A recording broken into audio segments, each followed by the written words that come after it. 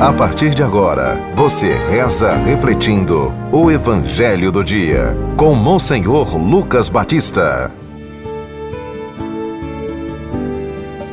O Senhor esteja convosco. Proclamação do Evangelho de Nosso Senhor Jesus Cristo, segundo São Mateus, capítulo 10, do versículo 1 a 7. Naquele tempo, Jesus chamou os 12 discípulos e deu-lhes poder de expulsar os demônios maus e de curar todo tipo de doença e enfermidade. Estes são os nomes dos 12 apóstolos. Primeiro, Pedro. Depois, André, seu irmão. Tiago, filho de Zebedeu, e o seu irmão João. Filipe e Bartolomeu. Tomé e Mateus, o cobrador de impostos. Tiago, filho de Alfeu. E Tadeu, Simão, o Zelota, e Judas Iscariotes, que foi o traidor de Jesus.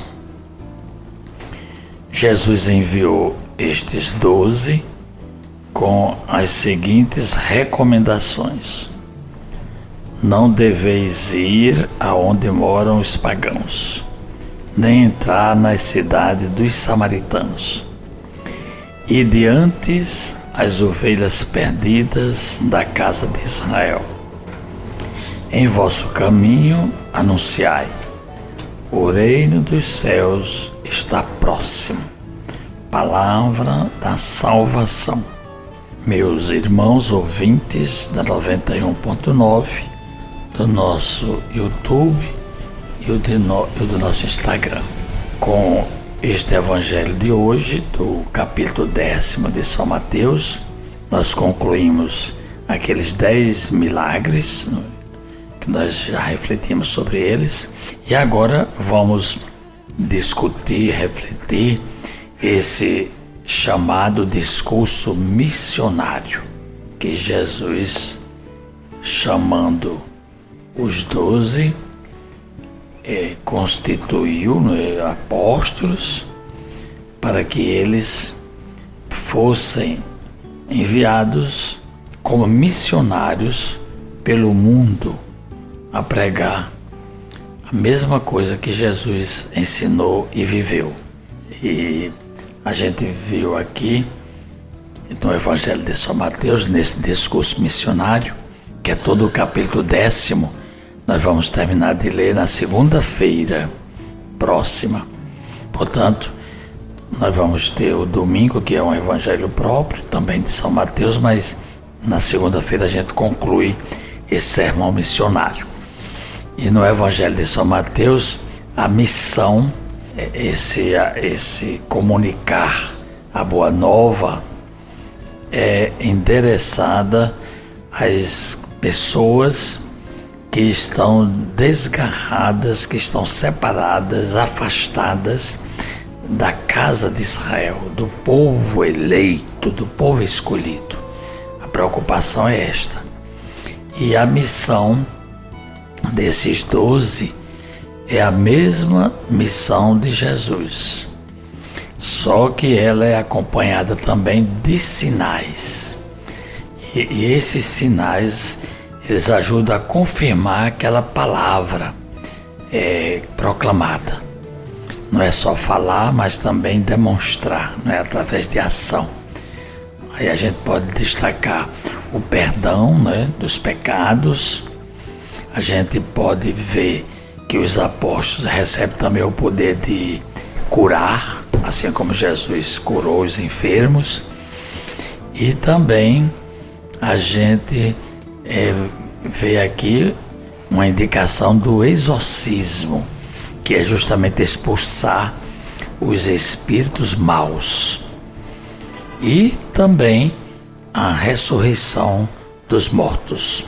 Portanto, é um programa igual ao de Jesus, que a gente encontra no profeta Isaías. Quando a gente lê Isaías, ele fala que quando o Messias chegar, ele vai ser ungido pelo Espírito Santo, vai anunciar a boa nova aos pobres e vai curar os enfermos, abrir os olhos dos cegos, fazer com que os aleijados andem e os mortos ressuscitem, e o ano da graça é anunciado ao Senhor. Essa programação é antiga, já vem desde o tempo dos profetas no Antigo Testamento. Jesus assumiu como seu programa de vida e sua identidade, e agora Jesus está passando para os apóstolos, e já são 2000 anos disso. Então nós temos aí no Evangelho o colégio apostólico, né, que são os 12 apóstolos. Eles lembram e simbolizam os 12 patriarcas e as 12 tribos de Israel. Assim, a gente já começa a entender que desde o Antigo Testamento já vinha essa preparação para o que Jesus vai agora fundar nos apóstolos. A palavra apóstolo quer dizer enviado. É aquele que é primeiro chamado, né? Jesus, a gente viu aqui no Evangelho, que primeiro Jesus chamou os 12 pelo nome. Inclusive tem o nome de cada um. Quem quiser conhecer os 12 apóstolos, é só ler aqui o comecinho, está dizendo. Simão Pedro, André que era irmão, Tiago, o irmão também João, Filipe, Bartolomeu, Tomé e Mateus, outro Tiago, Tadeu, outro Simão e Judas, que foi o Iscariote, né? Que foi o traidor de Jesus. Então são os nomes. É muito importante o nome na Bíblia, porque cada nome tem um significado, com uma característica própria da missão de Jesus, que Jesus é dado. Pedro, ele desde o início, mesmo com todas as suas limitações e fraquezas, ele já estava sendo indicado aí como o primeiro dos apóstolos. É tanto que deu a palavra Papa. Papa quer dizer Pedro, apóstolo, primeiro dos apóstolos. Aí fica Papa. E agora a gente tem Francisco, né? São 265 seguidores. Essa sucessão apostólica é muito interessante na igreja para a gente mostrar a fidelidade ao início, né? E também a unidade. A igreja ela trabalha sempre em colegialidade. Aqui e acolá a gente vê gente que é contra um papa, contra um bispo, contra um padre, mas aí é porque ele está se declarando uma pessoa que não está dizendo talvez o que era para dizer, não é? São pronunciamentos pessoais. Nós temos que saber distinguir aquilo que é próprio de um teólogo, de um bispo, de um padre, e aquilo que é da igreja, documento da igreja oficial, doutrina dos apóstolos, não é? Tradição. Então nós temos que ser fiéis a tudo isso.